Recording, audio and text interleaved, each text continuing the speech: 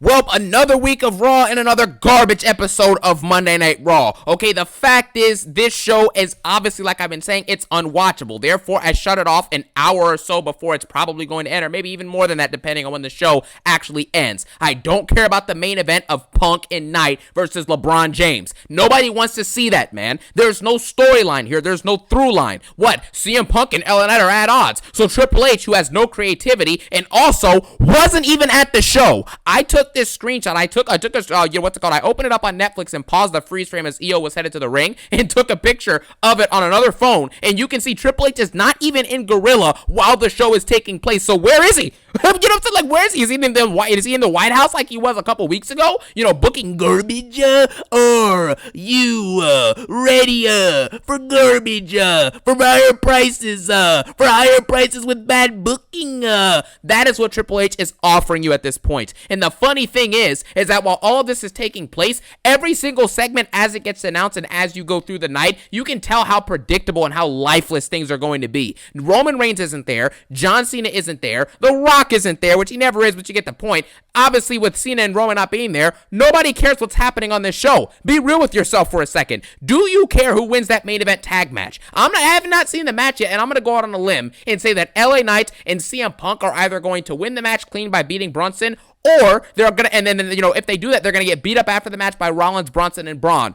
Or CM Punk and LA Knight, versus Braun and Bronson are going to end in a DQ, and they're going to all brawl at the end, and maybe Roman will come out, or they'll all just get stomped out by Rollins and his faction. It is predictable garbage. This is not main event level storytelling if it's the same segment happening every week. None of these guys have any charisma or connection. Bronson Reed and Braun Breaker have no voice. Bronson Reed, I will say this, at least is trying something with a character gimmick. They were even chanting Shula Fala during the promo tonight that Heyman was doing, because Bronson Reed is actually doing something creative, and it's kind of funny. And then Braun Breaker had his moment where he said that Punk and Knight can't do nothing because they're 100 years old combined, and that they're all old, they can't beat them up. So that was pretty funny. However, outside of that, they don't really have a voice. I like how they gave Bronson Reed a little video package, but they don't do that for Braun Breaker because Braun Breaker is a one-dimensional character. And because of that, it's hard to actually believe in him as what they call him as the future of the WrestleMania main events. I'm like, last week Rollins said he was the future. Then Brunson was the future. Then Braun Breaker's the future. Then Rollins is the future. Then Heyman's going to be with the future. Then Braun's the future. Then LeBron James. Then LeBron James Jr., Bronny James. It just, Like, it just keeps on going. What are we doing? At the end of the day, this show is absolute garbage. There's zero creativity and there's zero effort, and Triple H isn't even backstage booking the show. So who is making these shows? Triple Fraud is sending notes over to his buddies to go book the show while he's not even there, and this needs to have attention brought to it. Where is Triple H? That's my question. You guys remember they used to do the classic walkouts? Last year was a new little editing technique where they showed the superstar walking from Gorilla into the actual arena. You know what I'm saying? That was their thing. Now they don't do it, probably because Triple H isn't embarrassed about not even being backstage for these shows. So that's it. I don't want to be that guy as well, but I do have to bring up the fact that, obviously with Karrion Kross being released yesterday, I'm saying him and Scarlett got released. But the point is, I saw some people saying on Twitter that, like, tonight in Quebec, we rise, we take over, I'm saying, we want Kross and all that stuff, and how it was trending yesterday and all that other stuff. And then tonight while I was watching Raw, I may be mistaken because I did shut it off like an hour and some change early, but I did not hear any we want Kross chants at all. Like, there was immediately we want Truth chants multiple shows after he got released, so they had to bring him back. But I don't see that kind of outreach and outrage, for Karrion Kross. So it looks like he's likely going to probably stay released because it seems like nobody cares, the actual live audience. They weren't in America though, I believe, for tonight's show. So maybe something will change if you change the demographic and you change the market, but it looks like everyone has basically already moved on. So, that's pretty much that. And so with that being said, let's jump into the review of what I've seen so far, because like I said, I shut it off an hour in advance, so I stopped watching after the Roxanne Perez, who pinned Io Sky. Io Sky was just a women's world champion and had, 2 defenses in 4 or 3 months, and it was against the same person in Rhea Ripley. It's the same match every single time. And now all of a sudden, she loses the belt, and now she's wrestling again just to get rolled up by by Roxanne Perez. When is the last time you've seen Rhea Ripley lose a singles match clean that didn't involve a championship? It doesn't happen. Triple H is protective over the people he cares about, and everyone else, I don't care how talented you are, you can get rolled up and pinned no matter matter what. You were just world champion? Cool. Take this pin. That's all it is. So we'll get to that later in the video, but that's not the point.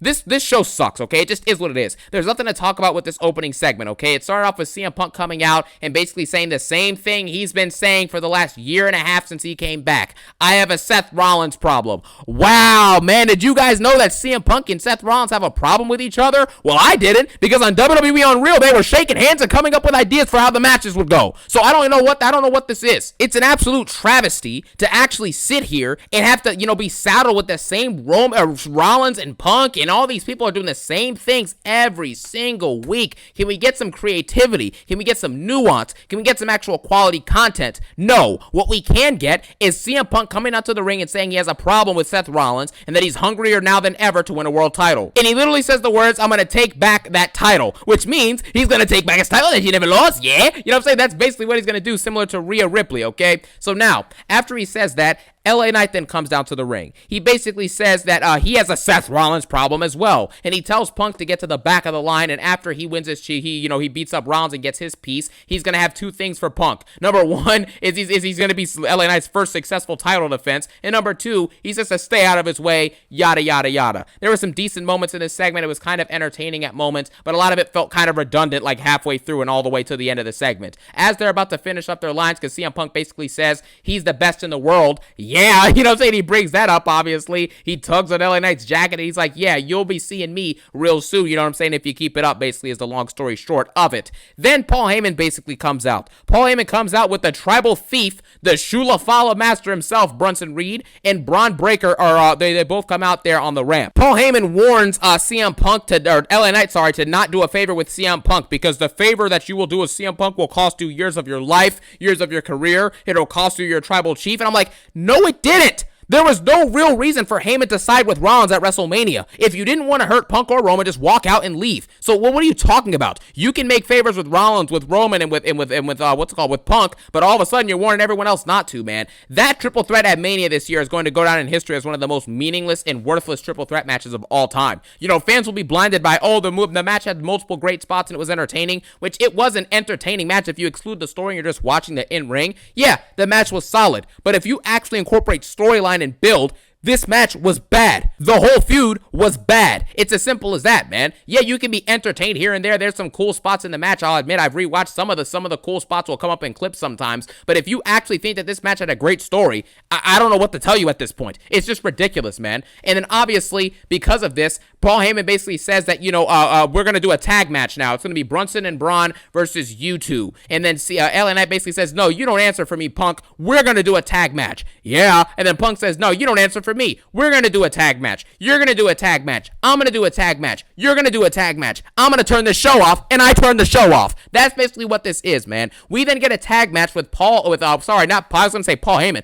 We get a tag match with CM Punk and LA Knight versus Brunson Reed and LeBron James for the main event of tonight on Raw. Again, I am so tired of the lack of creativity or ability to book anything engaging or interesting or entertaining. Paul Heyman, not Paul Heyman, I almost said Paul Levesque, you know what I'm saying? I get him confused sometimes. Triple H basically has no creativity, so you will see a bunch of empty tag team matches. Remember last year at Bad Blood when we had Cody Rhodes and Roman Reigns versus Jacob Fatu and Solo Sikoa for literally nothing other than for The Rock to come out at the end, and because Roman Reigns is back wrestling again, so obviously he main events the show. That's all it was, and Jimmy Uso came back as well. Then at Crown Jewel, we had a meaningless 3v3 with Jay, Jimmy, and Roman versus Solo and Jacob Fatu and Tama Tonga. Went nowhere, nobody cares. We had a meaningless triple threat match with Roman, Rollins, and Punk. The story leading into it was garbage. It didn't really matter who won the match. Let's say Roman won the match, what would have changed? Let's say Punk won the match, what would have changed? Let's say Rollins won the match, what would have changed? All three of them, or at least Punk and Rollins, are looking for world championship gold with or without that match, with or without Heyman. So what changed? Rollins was champion before Heyman and he's champion after. So that's why,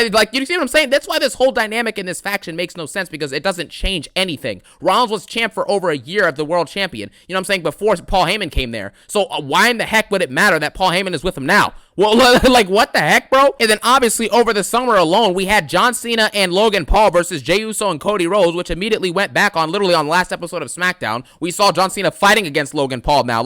None of this makes any sense. All of these matches are just thrown together. We had the Bianca versus Rhea versus Io. Rhea cries her way out, and then she gets a championship match for it. None of these matches have any story, no build, no creativity. All it is, literally, is simply just a situation where you basically have to throw a bunch of people into the same match because Triple H has no creativity and doesn't want to give us what would be the best option. The best option would be Knight versus Punk versus Rollins versus Roman in a fatal four-way for the world title at Clash in Paris. Just think about that match on paper. And even though Roman Reigns last year did call the World Heavyweight Championship the B title, because that's what it was. Obviously, Roman's going to say that, he was the WWE main champion, obviously, the head of the company, still is, obviously. So whatever championship he has is the A title. It's like when he had the Universal Championship and the WWE title was bouncing from like Lashley, to Orton and Drew McIntyre, all those other people had it, and Lesnar even had it, obviously, until Mania 38. Roman Reigns' championship was obviously the number one title. So therefore, if Roman does win the world title, he will be taking everything from Rollins, and he actually will be the number one champion in the company. And that's just what it is.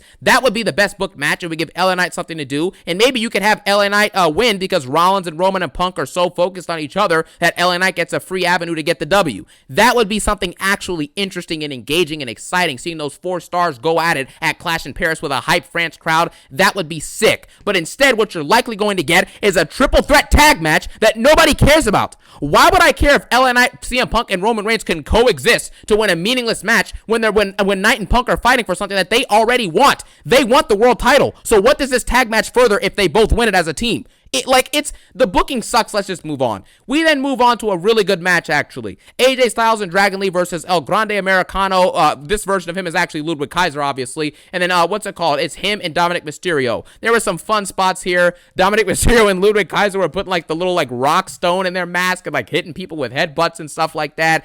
Dragon Lee was absolutely amazing in this match. He hyped the crowd up, had great athleticism, obviously. The crowd was digging it, man. There was a 6 shot too where Dragon Lee got like thrown off of the top rope and went like flying onto the sideline and no one saw him. It was really entertaining. Obviously, AJ Styles got rolled up by Ludwig Kaiser after Ludwig cheated. After Dominic rolled him up after he cheated using the little stone thing. And that was the situation with that. Basically, the situation is nobody cares about any of this. This match was entertaining, don't get me wrong, but again, it doesn't matter about the result of this. This is just a fun little match to entertain, and that's what it did. And I had no real complaints with it. I actually enjoyed the match. I thought it was entertaining, had a bunch of fun spots and fun moments with great displays of athleticism and good match choreography. This was just a really, really good Raw match, in my opinion. So, yeah, easily the best part of the night, in my opinion, by far. Then we move on. We got Sami Zayn versus Rusev.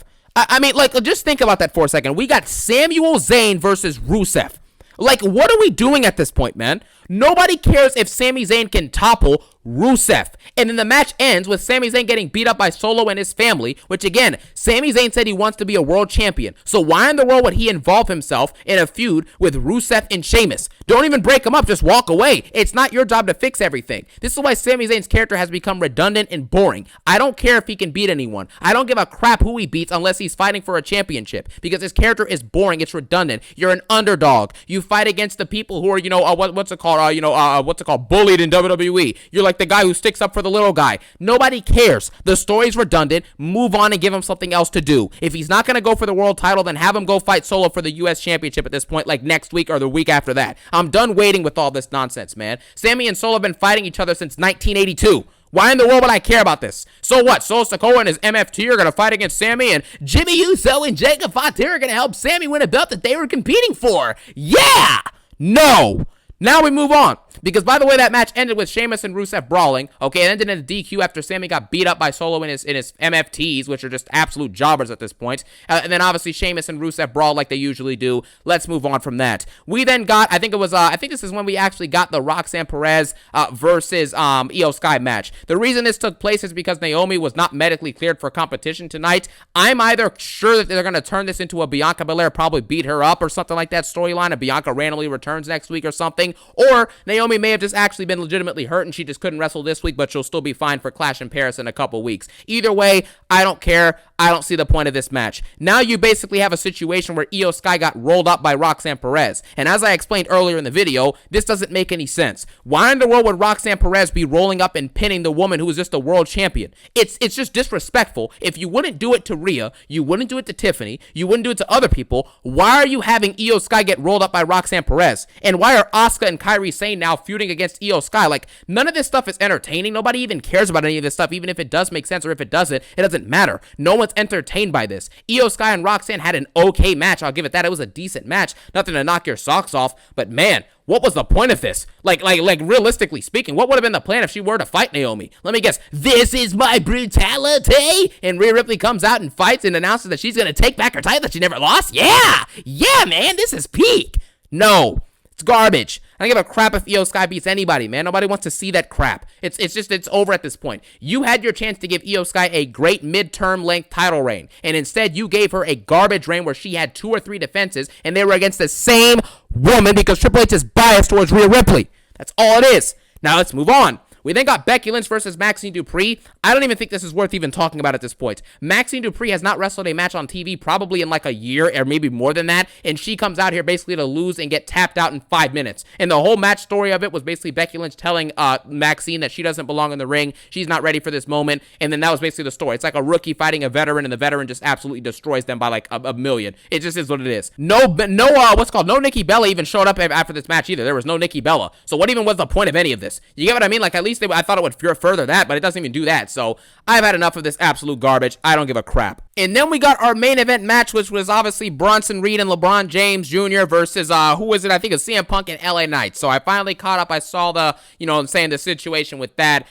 Basically what happened here is that the match ended in a DQ. As I predicted earlier in the video, the match ended in a DQ because Seth Rollins got involved. All of this stuff is predictable and it's garbage. Nobody cares whether Seth Rollins gets involved or doesn't get involved in a Bronson Reed and Braun Breaker versus CM Punk and LA Knight match. It's ridiculous. So Seth Rollins gets involved and beats up CM Punk temporarily, and then instead of getting the OTC to come out, which again, the OTC is advertised, you know what I'm saying, for for Clash in Paris. So I don't know why they would advertise him for that, and also for the next 2 episodes of Raw after this episode, obviously, that I'm currently talking about. I think he's advertised next week and the week after for Raw as well. So why in the world is he on the next 2 Raws and at Clash in Paris if he's not involved in the match? Because it's been officially made by Adam Pearce after this, DQ thing, and they beat up each other. Jey Uso comes out first of all and with a steel chair, and he stands there with Punk and Knight, and then they beat the crap out of Rollins and his faction, and they just run away. So basically, if Jey Uso and a steel chair come out there, and 2 other people who are working together go out there, they can beat Rollins' new faction. So now Rollins' new faction looks like a bunch of jobbers that they already are, and that's just what it is. This is the booking that they are creating. This is what Triple H is giving to you. Not what I'm telling just making an opinion about. This is what they're doing. So that's the situation there. Adam Pearce then makes a match official for Clash in Paris. Seth Rollins, CM Punk, LA Knight, Jey Uso, Fatal 4-Way for the World Heavyweight Championship. Aren't you so excited for that, man? Yeah! Awesome size. Like, bro, I'm willing to literally bet you that nobody wants to see this. Like, let's be real with ourselves. And if I find out that Roman Reigns has genuinely now been taken off of the Clash in Paris card and isn't going to show up the next few weeks on Raw, you know what I'm saying, in favor of Jey Uso to get a World Championship rematch, which again, Roman Reigns never got his rematch for the title he held for 4 years. He didn't get a rematch. So why is Jey Uso getting a rematch for a belt he held for a month and a half? Why did Gunther randomly get a rematch for his World Championship? You know what I'm saying? Io Sky randomly got a rematch after the SummerSlam deal. Rhea Ripley got multiple rematches after the, literally everything. But all of a sudden, Roman Reigns didn't get his rematch. It's like, this booking is so inconsistent. It's so bad. After this match is announced, Rollins and his faction beat up Punk, LA Knight, and Jey Uso some more. Rollins and his faction stand tall, and the Vision now stands tall. Like, nobody cares. What is their vision? What, absolute power? You have absolute power now with a number 2 title? A world championship that was held by Jey Uso, Damian Priest, and Gunther is now absolute power? You're holding the same belt you were 2 years ago and you didn't have absolute power, but because you have 2 jobbers helping you out, now you got power.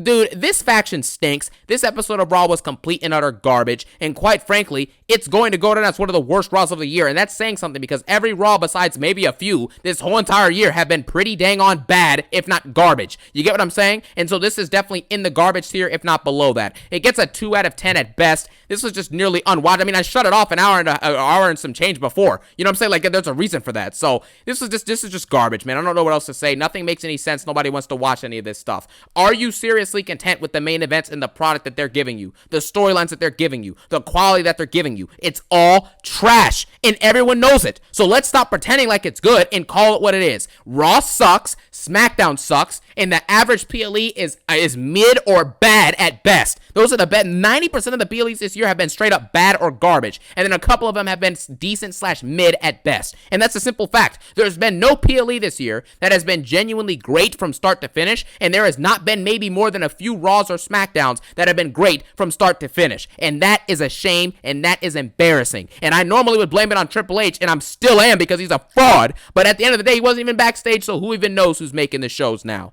Thank you guys for watching. Have a phenomenal day. Let me know what you thought about Raw in the comment section below. And as always, peace out and one love.